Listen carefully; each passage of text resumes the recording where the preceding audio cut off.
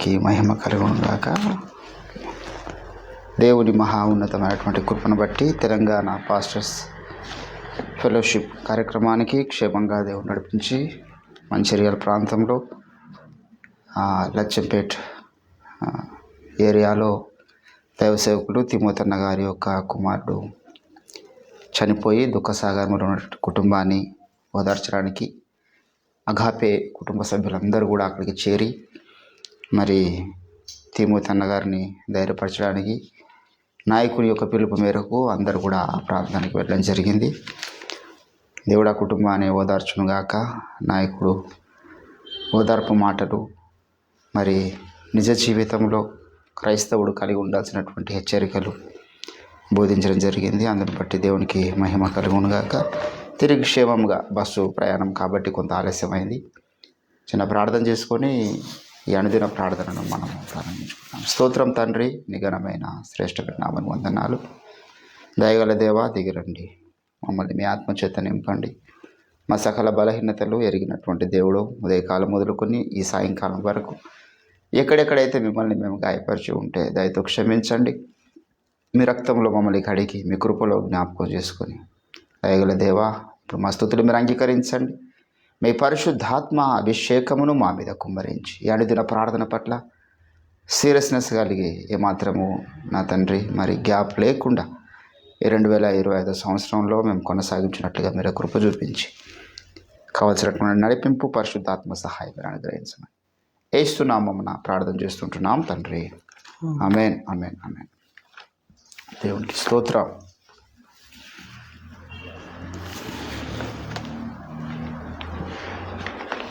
చూచుచున్న దేవుడవు నీవే యేసయ్యా, చూడముచ్చటాయనే సుకుమార సుమములైన నీ నేత్రాలంకృతము. చూచుచున్న దేవుడవు నీవే యేసయ్యా, చూడముచ్చటాయనే సుకుమార సుమములైన నీ నేత్రాలం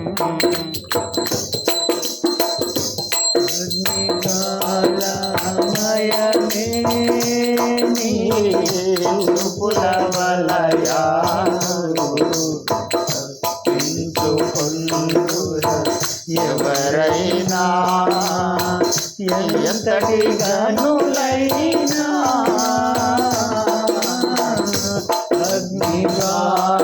అగ్నికాలమయమే చూపుల వలయాలు తప్పించుకొందురా ఎవరైనా ఎంతటి గనులైనా. అగ్ని వంటి శోధనలను తప్పించి తీరే దయా సాగరా. అగ్ని వంటి శోధనలను తప్పించి తీరే దయా సాగరా.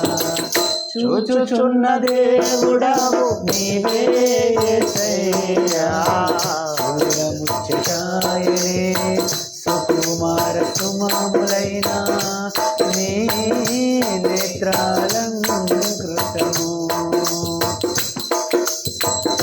పశ్చాత్తాపము కలుగునే దయగల చూపులతో క్షమించబడుదురు ఎవరైనా రక్త ప్రోక్షణతో.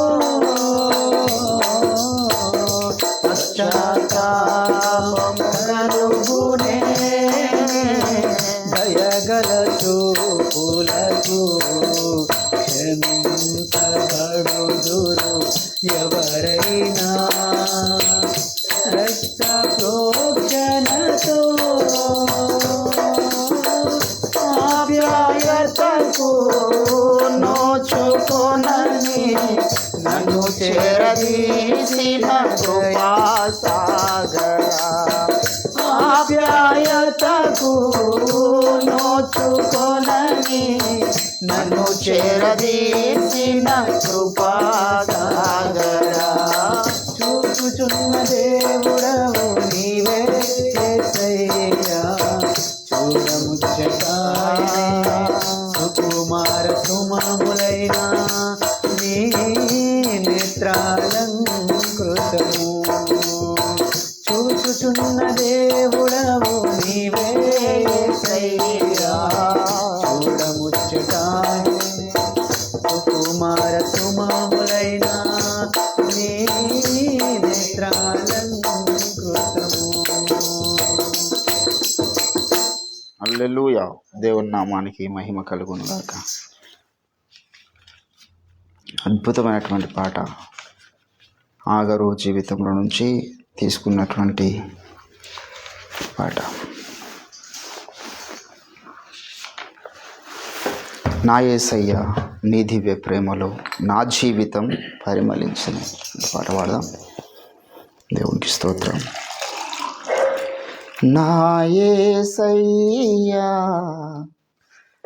నీ దివ్య ప్రేమలో నా జీవితం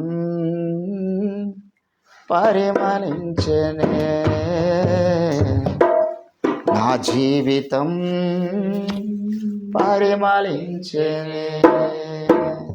నా యేసయ్యా నీ దివ్య ప్రేమలో నా జీవితం పరిమళించెనే,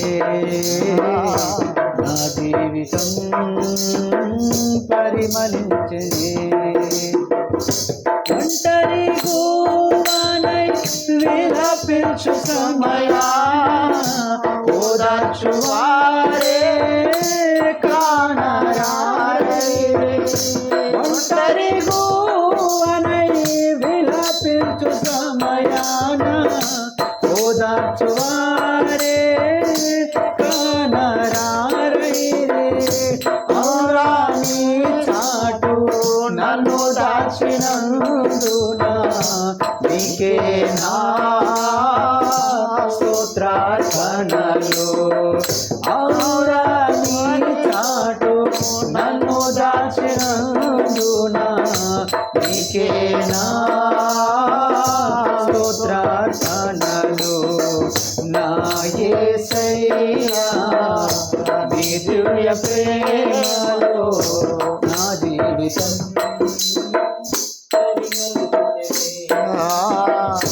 నా జీవితం పరిమళించెనే. పూర్ణ మనస్సుతో పరిపూర్ణతో పూర్ణ బలముతో ఆరాధించెదా. పూర్ణ మనస్సుతో పరిపూర్ణాత్మతో పూర్ణ బలముతో ఆరాధించెదా. నూతన సృష్టిగా నన్ను మార్చినందున నీకే నా స్తోత్రార్పణలు. నూతన సృష్టిగా నన్ను మార్చినందున నీకే నా స్తోత్రార్పణలు. నా యేసయ్యా నీ దివ్య ప్రేమలో నా జీవితం పరిమళించెనే, నా జీవితం పరిమళించెనే. జయించిన నీవు నా పక్షమై ఉండగా జయమిచ్చు నీవు నన్ను నడుపుతుండగా. జయించిన నీవు నా పక్షమై ఉండగా జయమిచ్చు నీవు నన్ను నడుపుతుండగా. జయమే నా ఆశ అదే నీ కాంక్ష నీకే నా స్తోత్రార్పణలు. జయమే నా ఆశ అదే నీ కాంక్ష నీకే నా స్తోత్రార్పణలు. నా యేసయ్యా దివ్య ప్రేమలో నా జీవితం పరిమళించనే నా జీవితం పరిమళించనే నా యేసయ్యా నీ దివ్య ప్రేమలో నా జీవితం పరిమళించనే నా జీవితం పరిమళించనే నా యేసయ్యా నీ దివ్య ప్రేమలో నా జీవితం పరిమళించనే నా పరిమళించనే అంతరి గోవానే విలపించు సమయాన ఓదార్చువారే ప్రాణారారైరి ఒంటరి గోవానే విలపించు సమయాన ఓదార్చువారే ప్రాణారారైరి ఆడాని చాటు నన్ను దాచినందునా నీకే నా స్తోత్రార్చనలు ఆడాని చాటు నన్ను దాచినందునా నీకే నా స్తోత్రార్చనలు నా యేసయ్యా నీ దివ్య ప్రేమలో నా జీవితం పరిమళించనే నా జీవితం పరిమళించనే నా యేసయ్యా నీ దివ్య ప్రేమలో నా జీవితం పరిమళించనే నా జీవితం పరిమళించనే హల్లెలూయా. దేవునికి స్తోత్రం.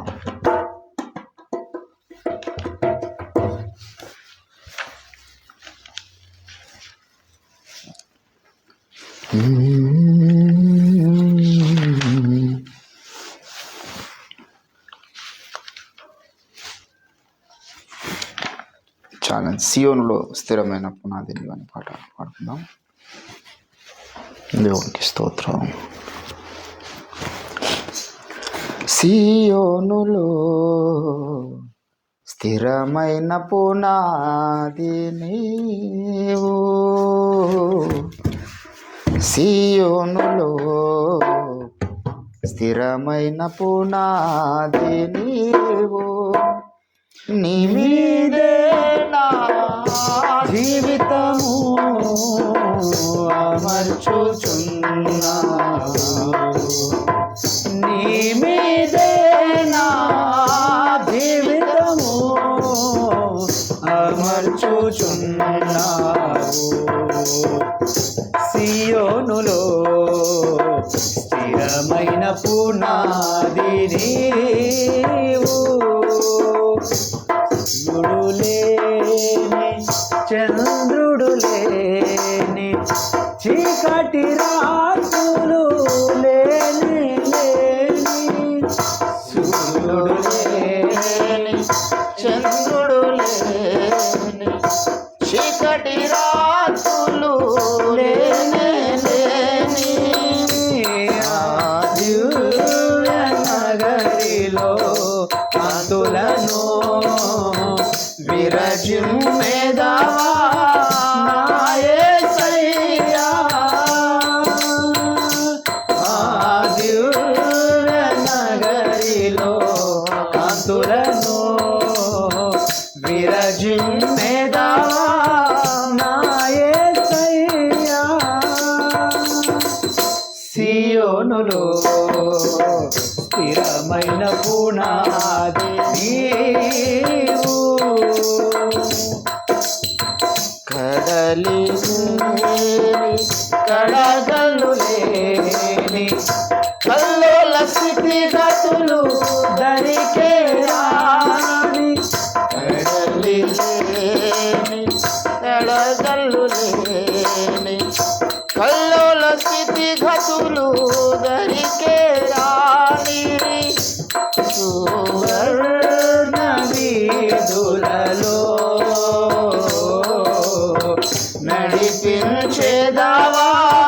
నా యేసయ్యా సువర్ణ వీధులలో నడిపించేదా నా యేసయ్యా సియోనులో స్థిరమైన పునాది నీవు కలతలు లేని కన్నీరు లేని ఆకలి దాపులు అసలే లేని కలతలు లేని కన్నీరు లేని ఆకలి దాపులు అసలే లేని నీ శాశ్వత రాజ్యముకై సమకూర్చుచున్నావా నా యేసయ్యా నీ శాశ్వత రాజ్యముకై సమకూర్చుచున్నావా నా యేసయ్యా సియోనులో Thank you, Master. స్థిరమైన Hallelujah. పునాది నీవు సంగ ప్రతిరూపము పరమ యెరూషలేము సంగ ప్రతిరూపము పరమ యెరూషలేము సౌందర్య సియోనులో నీ మనోహరమైన ముఖము దర్శితును సౌందర్య సియోనులో నీ మనోహరమైన ముఖము దర్శితును నీతోనే నా నివాసము నిత్యము ఆనందమే నీతోనే నా నివాసము నిత్యము ఆనందమే సియోనులో స్థిరమైన పునాది నీవు సియోనులో స్థిరమైన పునాది నీవు నీ మీదే నా జీవితము అమర్చుచున్నావు నీ మీదే నా జీవితము అమర్చుచున్నావు సియోనులో స్థిరమైన పునాది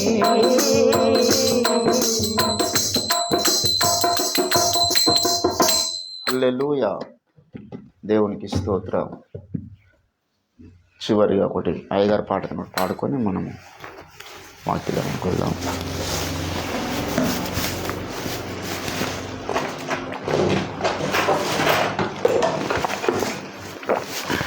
థ్యాంక్ యూ. మీరు ఒకటి తీసుకున్న కోటి అన్న కోటి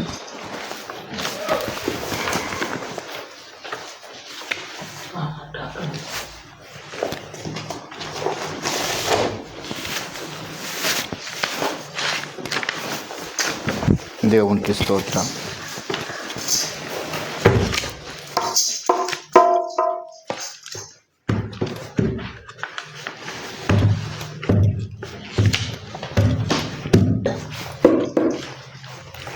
హల్లెలూయా. ఒక పాట చాలా కాలం కదా పాడదాం అనుకుంటున్నాను.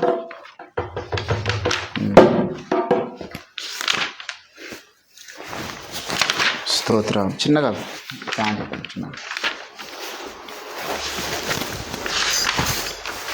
నా పూర్వ స్థితి నాకు చాలా కాలం అవుతుంది పాట వాళ్ళక 23.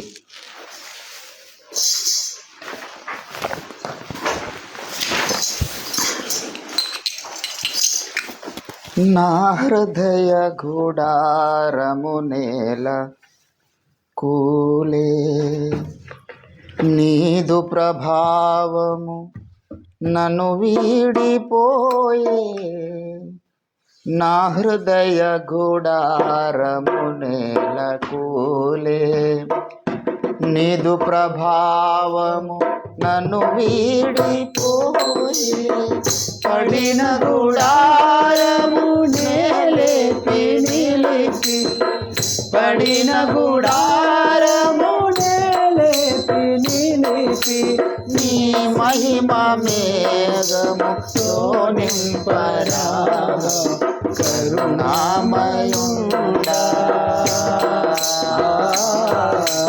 నా పూర్వస్థితి నాకు కలిగించరావా, కరుణించి మరలా బ్రతికించరావా కరుణామయుడా.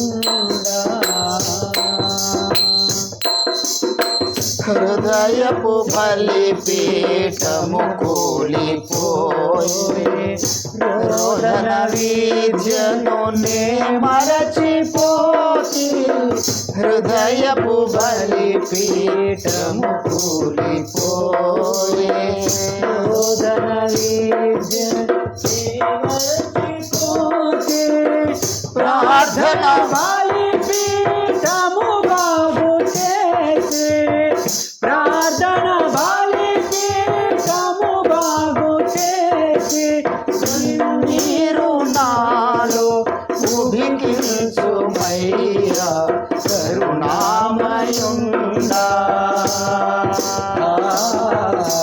నా పూర్వ కలిగించరావా, కరుణించి మరలా బ్రతికించరావా కరుణామయుడా.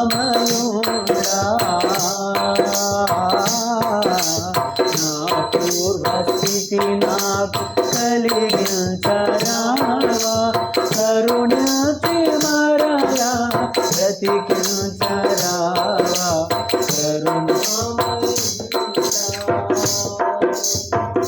నీ సన్నిధి భాగ్యము కోలిపోయి, నా ఆత్మలోనే నిరుపేదనైతి.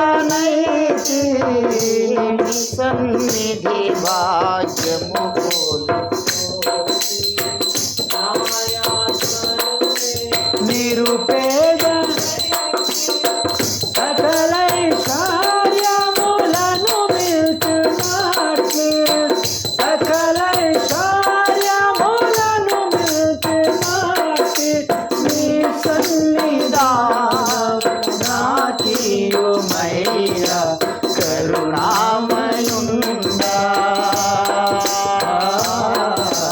నా పూర్వస్థితి నాకు కలిగించరావా, కరుణించి మరలా బ్రతికించరావా కరుణామయుడా.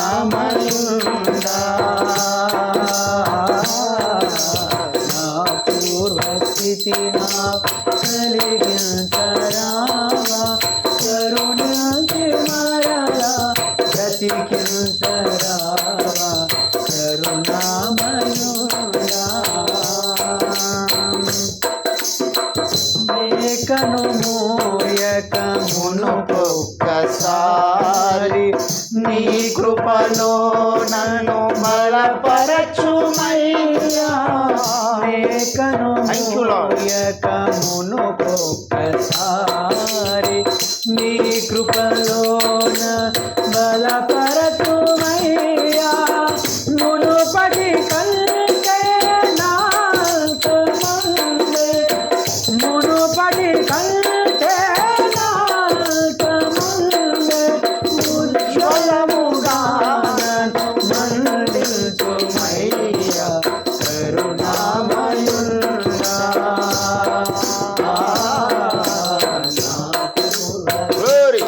Thank you Jesus.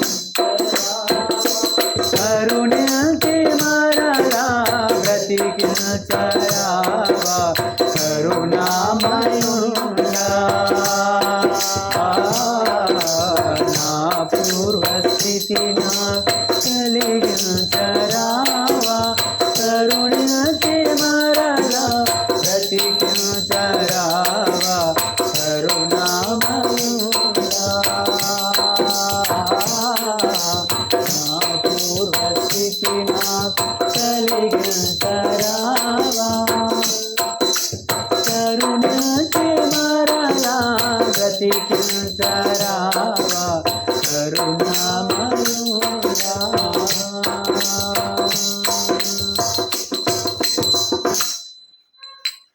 దేవుని పరిశుద్ధ నామానికి మహిమ కలుగును గాక. దేవునికి స్తోత్రం. అపోస్తుల కార్యము 27వ అధ్యాయం.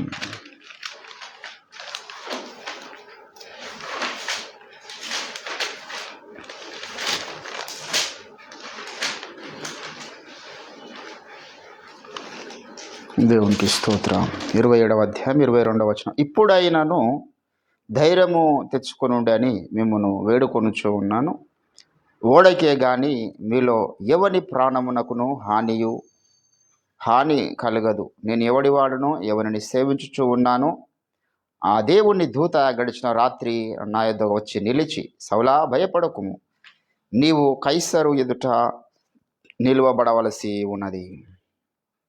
ఇదిగో నీతో కూడా ఓడలో ప్రయాణమై పోవచున్న వారందరినీ దేవుడు నీకు అనుగ్రహించి ఉన్నాడని నాతో చెప్పాను. చదవని లేఖన భాగము దేవుడు మన వినికిడిలో ఫలింపచేయునుగాక.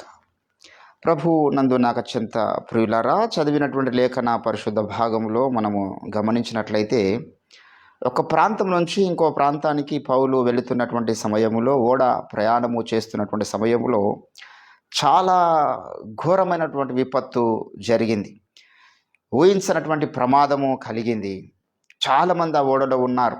ఇక్కడ దేవుని యొక్క ప్రవచనం ఏమిటంటే, ఈ ఓడలో ఉన్న వారందరినీ నీకు నేను ఇచ్చుచూ ఉన్నాను. హల్లెలూయా. దేవుడు పౌలుకు వారిని అప్పగించినాడు. పౌలు వారందరినీ కూడా క్రీస్తు చెంతకు నడిపించుటకు దేవుడు పౌలుకు అప్పగించినటువంటి జాబితా అని మనం చెప్పుకోవచ్చు. దేవుడు ప్రతి తరములో వారికి అప్పగించినటువంటి సేవ వారి ద్వారా ఖచ్చితంగా జరిగించుకుంటాడు. ఎవరి ద్వారా ఎవరిని దేవుడు రక్షణ నడిపించాలని ఆశపడుతున్నాడో, ప్రణాళిక సిద్ధం చేసుకున్నాడో వారందరినీ కూడా దేవుడు నడిపించువాడై ఉన్నాడు. ఎవరు మరి ఏంటండి, మోషే జీవించినటువంటి కాలంలో మోషే ద్వారా దేవుడు జరిగించుకుందాం అనుకున్నటువంటి తన చిత్తాన్ని దేవుడు జరిగించుకున్నాడు. ఎంతమంది చివరి వరకు నిలవాలనో దేవుడి సంకల్పంలో ముందే ఉన్నది. 2 నిలవాలని దేవుని సంకల్పం ఉన్నది. యెహోషువ, కాలేబులు నిలిచారు. దావీదు దేవుని సంకల్ప ప్రకారమైన సేవ చేయాలని దేవుడు నిర్ణయించినాడు. తన యొక్క నిర్ణయము దేవుడు ఖచ్చితంగా జరిగించుకునేటటువంటి వాడై ఉన్నాడు. దేవుని బిడ్డలారా, ఇక్కడ చదివినటువంటి లేఖన పరిశుద్ధ భాగంలో పౌలును బట్టి జరిగినటువంటి ఒక క్షేమాభివృద్ధికరమైనటువంటి స్థితిని మనం ధ్యానిస్తూ ఉన్నాం. అక్కడ పౌలుతో సహా ఉన్నవారందరూ కూడా మ్యాక్సిమం ఆ పడవలో ఉన్నవారందరూ ఖచ్చితంగా చచ్చిపోవాలి. ఖచ్చితంగా ఆ పడవ ఎటు వెళ్తుందో తెలియదు, ఏ మధ్య సముద్రంలో ఉన్నదో తెలియదు. అక్కడ ఏ రకమైనటువంటి ఓడ ప్రయాణాలు చేస్తున్నటువంటి ఆ నేవీ డిపార్ట్మెంట్ వాళ్ళకి మనం అడిగితే, ఏ రూట్లో ప్రయాణం చేయాలనో ఓడలు అదే రూట్లో ప్రయాణం చేయాలి. ఎందుకంటే కొన్ని ఏరియాలలో ఓడ ప్రయాణాలు చేయనివారు. ఎందుకంటే అక్కడ కొన్ని పెద్ద పెద్ద తిమింగలాలు కానీ ప్రమాదకరమైనటువంటి జీవులు అందులో ఉంటాయి. ఇది వెళ్తున్నప్పుడు దీని మీద అటాక్ చేసే అవకాశం కూడా ఉంటుంది. అవి చాలా లోతైనటువంటి సముద్రంలో, మధ్య సముద్రంలో ఉంటాయి పెద్ద పెద్ద తిమింగలాలు. మరి అప్పుడు ఆ పెద్ద తిమింగలం వచ్చి పడవకు తాకిందంటే పల్టీ అయిపోతుంది. కొన్ని ఏరియాలలో కొండలు కూడా ఉంటాయి సముద్రంలో. అండ్ టైటానిక్ షిప్ ఏ రీతిగా మునిగిపోయిందంటే ఒక కొండకు ఢీకొని అది మునిగిపోయింది. అంటే రూటు తప్పిందంటే అక్కడ కొండలు ఉన్నాయో తెలియదు, ఒక క్రూరమైనటువంటి మృగాలు అందులో ఉన్నాయో తెలియదు, ఊహించలేం. ఆ చుక్కాని ఏ రీతిగా అయితే చూపిస్తుందో ఆ దిశలోనే వెళ్ళాలి. నడిపిస్తున్న నాయకుడు ఆ యొక్క చుక్కాని చూస్తూ వెళ్ళాలి. ఇది ఓడ ప్రయాణంలో ముందే ఈ రూట్లోనే వెళ్ళాలని నిర్ణయిస్తారు. వీళ్ళు రూటు మిస్ అయిపోయింది. పెద్ద గాలి వారి మీద వీచినప్పుడు పెను ప్రమాదము పొంచి ఉన్నది. ఎటు వెళ్తుందో తెలియదు పడవ.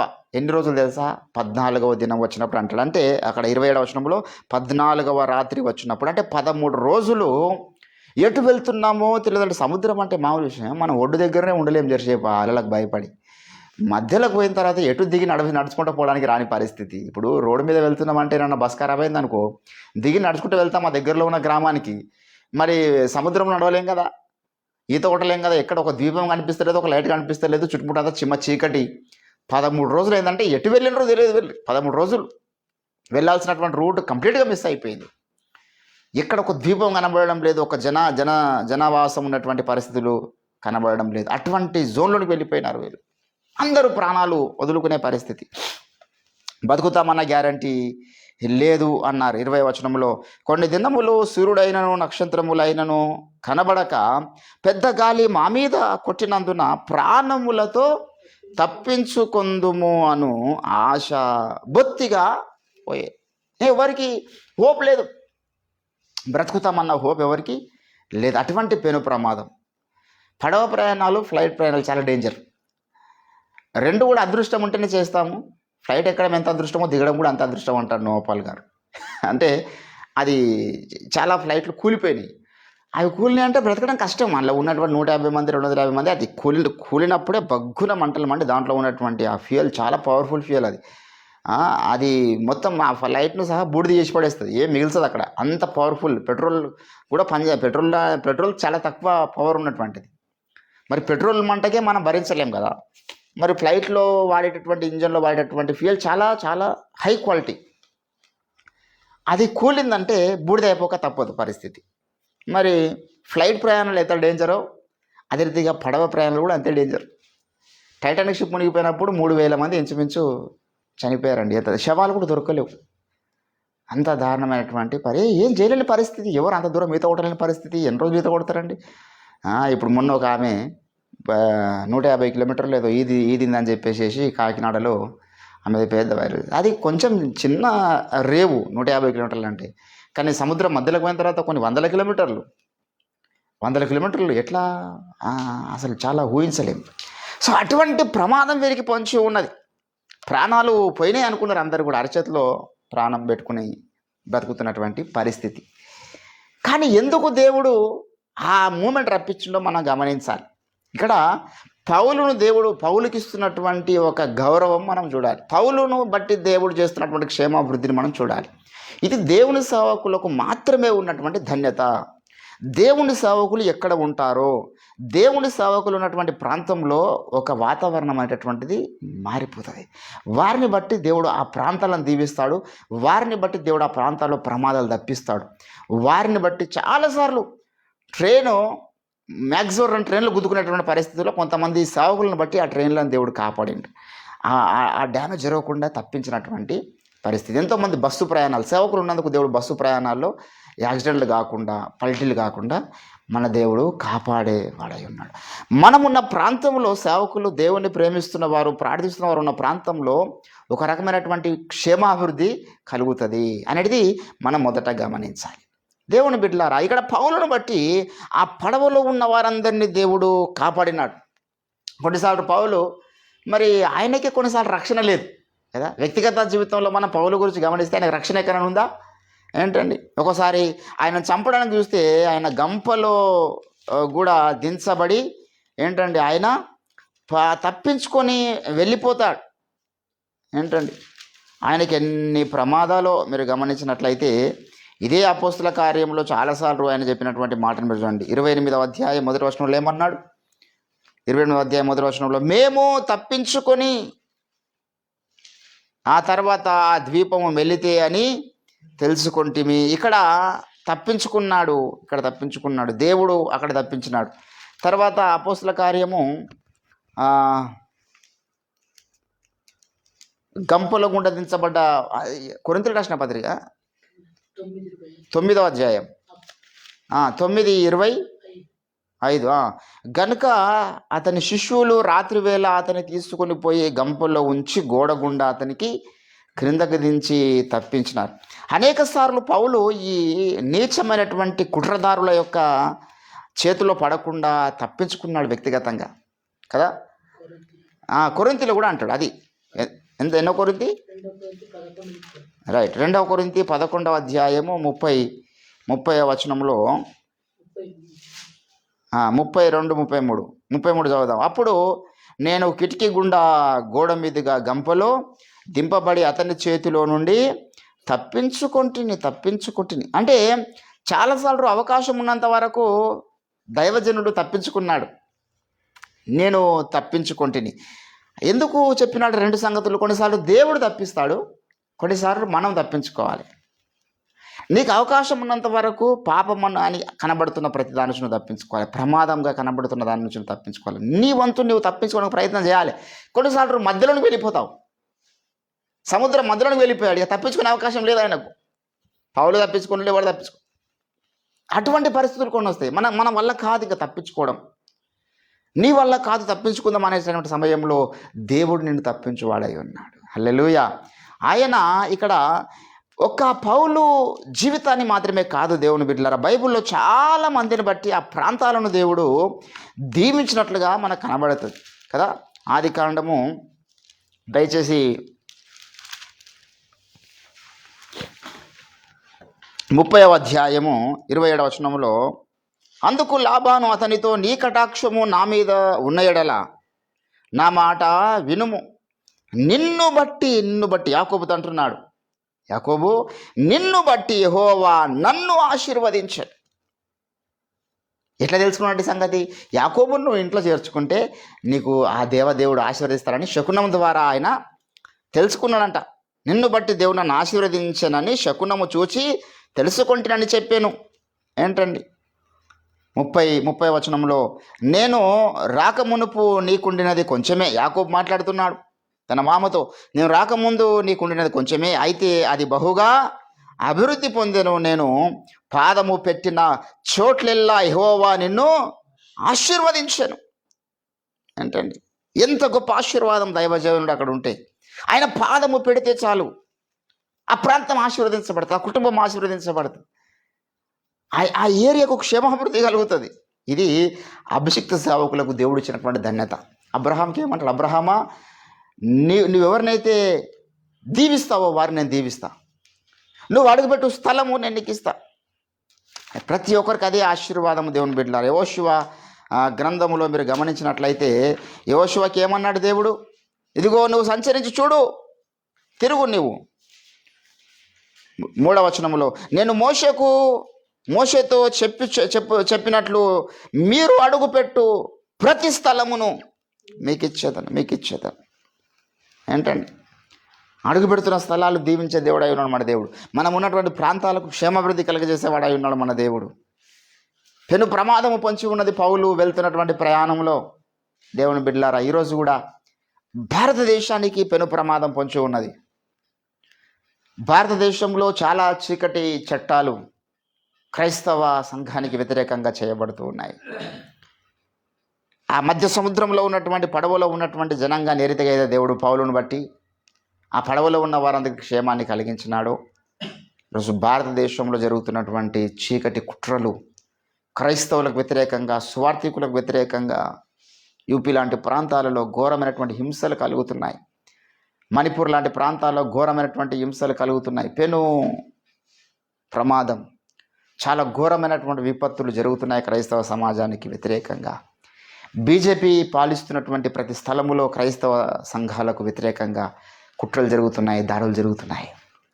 కానీ ఇప్పుడు దేవుని యొక్క ప్రణాళిక ఏమిటంటే, భారతదేశంలో నేను ఏర్పాటు చేసుకున్నటువంటి నా దాసుడు ఉన్నాడు, నేను అభిషేకించినటువంటి నా సేవకుడు ఉన్నారు. వీరిని బట్టి ఆ ప్రాంతాన్ని నేను కాపాడాలి. చాలాసార్లు బైబిల్లో నిన్ను బట్టి నేను రాజుని దీవించాను. అబ్రహాం శారా జీవితం నిన్ను బట్టి అతడు దీవించబడ్డాడు. ఎందుకు? ఈయనకు కాపాడిన మీద శారముకు ఏ హాని చేయలేడు కాబట్టి అతనిని దీవిస్తున్నా. నిన్ను బట్టి రాజులను శపిస్తున్నా. ఎంతమంది రాజులను దేవుడు గద్దించాడు. తన సేవకులు ఏందండి, వీళ్ళు గుడారాలు వేసుకుని బ్రతుకుతూ యాత్ర చేస్తున్నటువంటి యొక్క సేవకులను పట్టుకొని, ఒక స్థిరమైన నిలువరమైన నివాస స్థలం లేనటువంటి ఈ మనుషుల్ని పట్టుకొని వీరిని బట్టి రాజులను గద్దించారంట దేవుడు. వీరిని బట్టి రాజులను దీవించారంట దేవుడు. దేవుని బిడ్డలారా, ఈరోజు నేనున్నటువంటి పొజిషన్ చాలా ఉన్నతమైన స్థానంలో మనం ఉన్నాం. నాకు అనిపిస్తుంది 2014లో గొప్ప చెప్పుకోవడం కాదు, దేవుని కృప ఇక్కడే కాదు ఎక్కడ పోయినా. 2014లో గజ్వాల్ ప్రాంతానికి నేను వచ్చినప్పుడు గజ్వాల్ చూడబుద్ధి కాలే. ఒక ఊరు లాగున్నది, 4 లక్షలకి ఎకరం భూమి రేటు, రోడ్లు లేవు, సరైనటువంటి బిజినెస్ లేదు, ఏరియా చిన్నది, ఏదో చిన్న అప్పుడున్నటువంటి గజ్వల్కు ఇప్పుడున్న గజ్వల్కు గుర్తుపట్టలేనంత స్థాయికి డెవలప్మెంట్ అయిపోయింది. కారణం ఎందుకు? మనం ఇక్కడ అడుగుపెట్టినందుకు. 100% నేను నమ్ముతున్నది. మనం ఎక్కడ అడుగు పెడతామో, ఏ ప్రాంతంలో అయితే మనం ఉంటామో, ఇప్పుడు ఇక్కడ నుంచి ఇంకో ప్రాంతానికి వెళ్ళి చెక్ చేయండి వాడని, వాడు పైసలు ఖర్చు పెట్టి మా ప్రాంతానికి వచ్చి మీరు ఉండండి సునీల్ పాస్టర్ గారు అంటే, మనం ఇక్కడ నుంచి బయలుదేరి ఆ ప్రాంతంలో ఉన్నామనుకో, ఆటోమేటిక్గా ఆ ప్రాంతం డెవలప్మెంట్ అవుతుంది. ఆ ప్రాంతాన్ని దేవుడు దీవిస్తాడు. ఇది మన కొరకు అభిషేకించబడ్డ సేవకులు ఎక్కడెక్కడైతే ఉన్నారు, పౌలు అడుగు జాడలు నడుస్తున్న వాళ్ళు ఎక్కడెక్కడైతే ఉన్నారు. అయ్యగారు అంటున్నందుకే ఆయన అడుగు పెట్టినప్పుడు కుకడపల్లిలో 30,000కు ఎకరం. ఈరోజు 30,000కి ఏమన్నా దొరుకుతుంది ఆడ? 30 కోట్ల కూడా ఎకరం దొరకదు ఈరోజు. 300 కోట్లకి ఎక్కరు లేదు, అసలు ఒక సెంటు జాగలు లేదు ఆ ఏరియాలో. ఎందుకు అంతగా దీవించబడింది? ఎందుకు అంతగా అంటే ప్రవక్త అక్కడ అడుగు పెట్టాడు. ఈరోజు హైదరాబాద్ లాంటి మహానగరము ఒకప్పుడు కలకత్తా టాప్ జోన్లో ఉండే, ఇప్పటికీ కలకత్తానే ఉంది, కానీ హైదరాబాద్ ఎక్కడో ఉండే. ఈరోజు హైదరాబాద్ గురించి ప్రపంచం మాట్లాడుకుంటుంది. హైదరాబాద్లో ఉన్నటువంటి వ్యాపారాలు, హైదరాబాద్లో ఉన్న డెవలప్మెంట్, హైదరాబాద్లో ఉన్నటువంటి ఆర్కిటెక్చరల్ స్ట్రక్చర్ కానీ, మేనేజ్మెంట్ కానీ, ఇండస్ట్రియల్ ఏరియా కానీ, ఐటీ కంపెనీలు కానీ, లేకపోతే ఇక్కడ జరుగుతున్నటువంటి ప్రతిదీ, అక్కడ జరుగుతున్న పరిచయం చూసి ఆశ్చర్యపడుతున్నారు. హైదరాబాద్లో జరుగుతున్నటువంటి దేవుని కార్యాలు ఎందుకో తెలుసా? అక్కడ ప్రవక్తున్నాడు. ఇప్పుడు ఓఫిరాయ్ గారిని తీసుకొని పోయి అక్కడ వెనకబడ్డ దేశంలో పెట్టినామనుకో, కంప్లీట్గా వెనకబడ్డ దేశం, అక్కడ పెడితే అది మళ్ళీ టాప్ అవుతుంది. ఎందుకు? నిన్ను బట్టి అంటాడు అక్కడ దేవుడు, నిన్ను బట్టి ఆ ఓడలో ఉన్న వారికి ఏ హాని నేను కలగనీయలేదు. నిన్ను బట్టి యాకోబు, నిన్ను బట్టి నేను లాబాను కుటుంబాన్ని దీవించాను. అబ్రహాము, నిన్ను బట్టి ఆ రాజును దీవించాను. ఇట్లా ప్రతి సేవకులకు దేవుడు ఇస్తున్నటువంటి గౌరవం మనం గుర్తించాలి. అందుకే అక్కడ యాకోబు మాట్లాడు, ఇప్పటిదాకా అయితే నన్ను బట్టి దేవుడు నిన్ను దీవించాడు, ఇప్పుడు నన్ను కూడా దీవించాలి. అది మన యొక్క కంక్లూజన్. ఏం చెప్పండి? ఇక్కడ ఏమన్నాడు? 30 వచనంలో, నేను పాదము పెట్టిన చోటెల్లా యెహోవా నిన్ను ఆశీర్వదించను, నేను నా ఇంటి వారి కొరకు ఎప్పుడు సాంపద్యము. ఇప్పుడు నాకు దీవెన కావాలి. నన్ను బట్టి ప్రాంతాలు దీవించావు, నన్ను బట్టి ప్రాంతంలో క్షేమాభివృద్ధినిచ్చావు, నన్ను బట్టి దేశంలో క్షేమాభివృద్ధినిచ్చినావు. ఏంటండి ఇప్పుడు నాకు 33వ వచనంలో ఏమంటున్నాడు? ఇక మీదట నాకు రావలసిన జీతము గురించి నీవు